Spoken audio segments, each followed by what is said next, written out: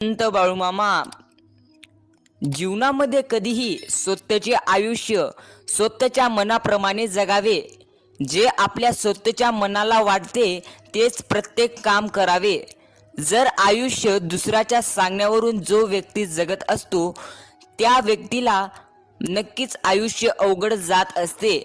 येणारे काळ त्या व्यक्तीसाठी अवघड असते, कारण तो व्यक्ती स्वतःच्या मनाचा कधीही आदर करत नसतो. एकदा स्वतःचे मन ऐकून तर बघ, तुझं नक्कीच आयुष्यात कल्याण होईल. देव म्हणतोय आज हा संदेश दुर्लक्ष करू नको. जर का आजचा हा संदेश तू लक्ष देऊन ऐकशील तर भाग्यवंत ठरशील. आयुष्यात बाळूमामांची साथ असणं भरपूर महत्त्वाचं आहे, कारण जेव्हा अडचण येते तेव्हाच देवांची आठवण अनेक जण काढत असतात आणि त्यामध्ये देव धावून येईल हे प्रत्येकांसाठी सोपे नसते. देव फक्त त्या व्यक्तींसाठी धावून येत असतो जो व्यक्ती मनाप्रमाणे आणि निस्वार्थ प्रेमाने देवाची भक्ती करत असतो.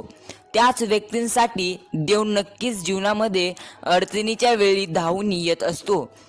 म्हणून मामांसाठी ऑनलाईन आलवर आलेला आजचा बाळूमामांचा संदेश पाहून दुर्लक्ष करू नको.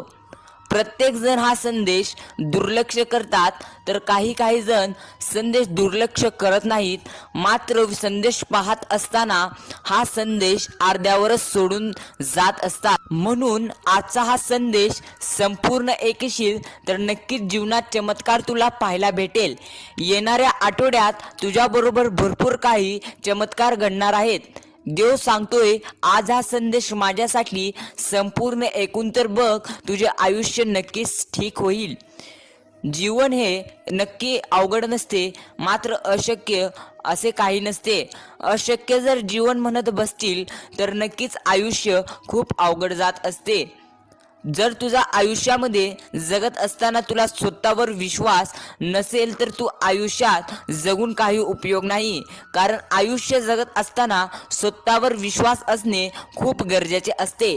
कारण तुझ्या ध्येयाच्या रस्त्यावर तुला चालावे लागते, न की दुसऱ्याला. म्हणून तुला स्वतःवर विश्वास जरूर पाहिजे.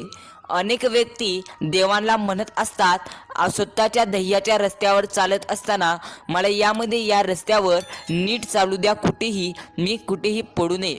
मात्र एक गोष्ट त्या लोकांसाठी जे लोक देवांना नुसतं म्हणत असतात, माझं सर्व ठीक कर. आयुष्यात जर तू स्वतःवर विश्वास ठेवणार नाहीस, मात्र सारखे देवांना तेच आठवून देशील, माझे आयुष्य एकदा चांगले करून बघा, मी कधीही जीवनात काहीही चूक करणार नाही, असे जर तू सारखे देवांना आठवून देत राहशील तर नक्कीच देव तुझे ऐकणार नाही.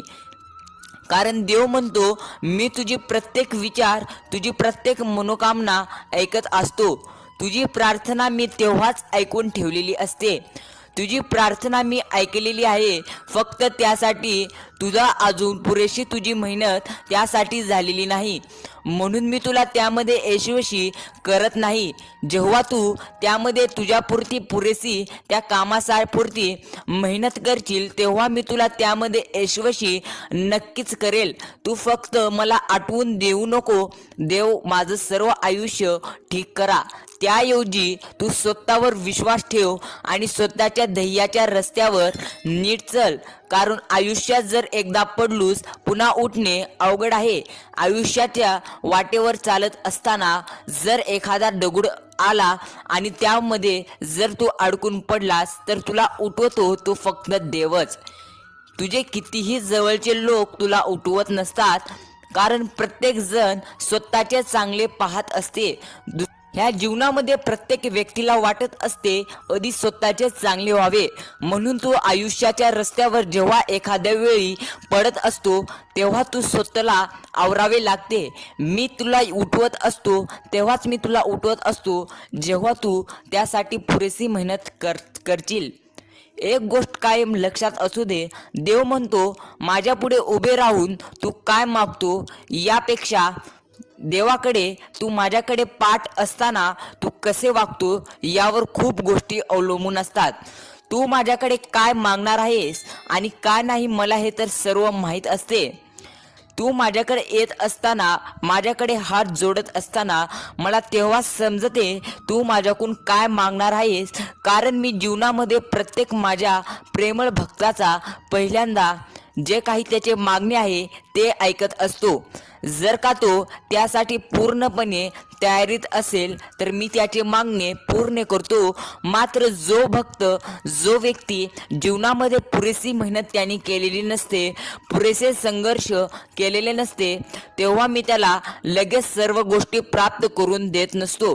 कारण तो जेव्हा पुरेशी मेहनत आणि पुरेसे संघर्ष जीवनामध्ये करेल, मी तेव्हा नक्की त्याचे आयुष्य घडवेल आणि आयुष्य चांगल्या प्रकारे बनवेल. म्हणून तू देवाकडे काय मागतो यापेक्षा देवाकडे पाठ असताना कसे वागतो हे लक्षात ठेव.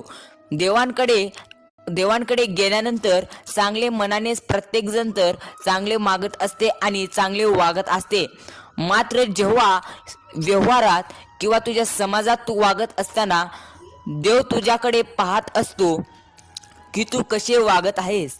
कारण हे जीवन सर्व काही कर्माने भरलेले आहे.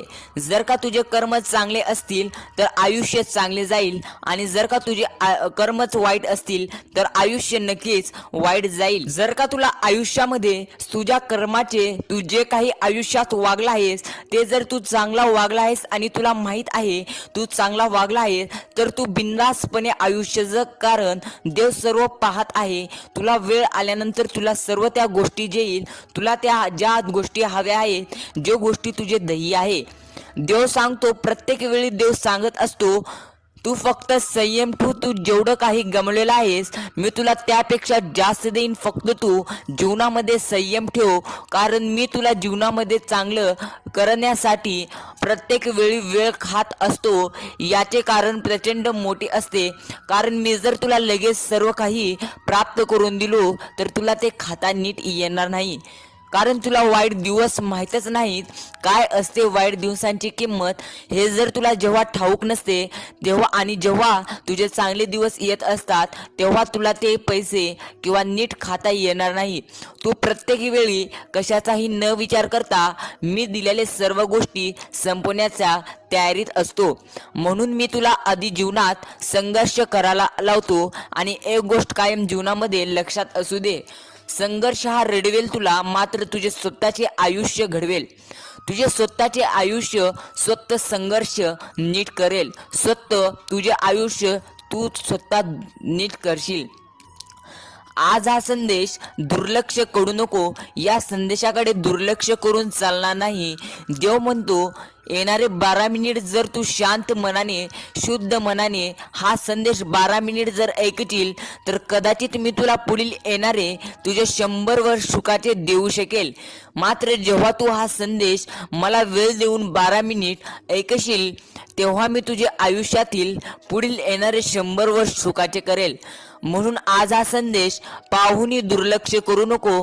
कारण आता तुझ्या आयुष्यामध्ये त्या गोष्टी तुला मिळणार आहेत, त्या सर्व गोष्टी ज्या तुला हव्या आहेत, आणि त्या गोष्टींसाठी तू आयुष्यात खूप सारे प्रयत्न केला आहेस, खूप दिवस त्या गोष्टींसाठी झिजला आहेस. आता त्या गोष्टी तुला नक्कीच मिळतील. कदाचित मी तुझ्या 12 मिनिटात तुझे जे काही अडचण आहे ती दूर करू शकेल.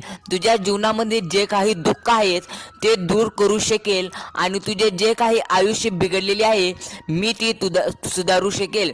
जर तू इतका संदेश ऐकला असशील तर कमेंट मध्ये म्हण, मामा मी तुमच्या शब्दांशी, तुमच्या मनाची, तुमच्या संदेशाशी सहमत आहे, असं कमेंट मध्ये एकदा जरूर म्हणून सांग.